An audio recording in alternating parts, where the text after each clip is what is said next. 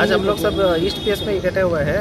इधर पिछले 2 महीने में जो चोरी का केसेस है इसमें हम लोग बहुत सारा रिकवरी किया है।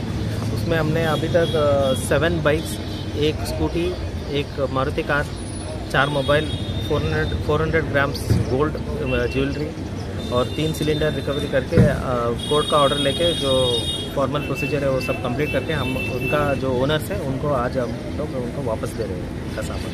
ये रिकवरी कितने दिन का केस हुआ है? 2-3 महीने का है। पिछले 2 महीने में हम लोग ये सब रिकवरी किया। टोटल बाइक कितने हैं, कार कितने? बाइक 7 है, कार 1 है, स्कूटी 1 है, कैश 67,000 है और 400 ग्राम गोल्ड ज्वेलरी है और 4 मोबाइल है।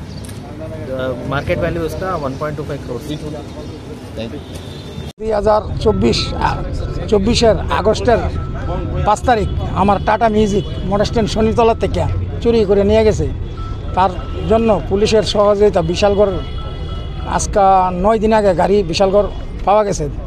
স্যার রানাবাবু আর স্যার দিলীপবাবু সহযোগিতা গাড়িটা পাওয়া গেছে। এই যে পুলিশের ভূমিকা, হ্যাঁ স্যার, কি বলবেন? পুলিশের ভূমিকা মানে খুব ভালো কাজ করছে।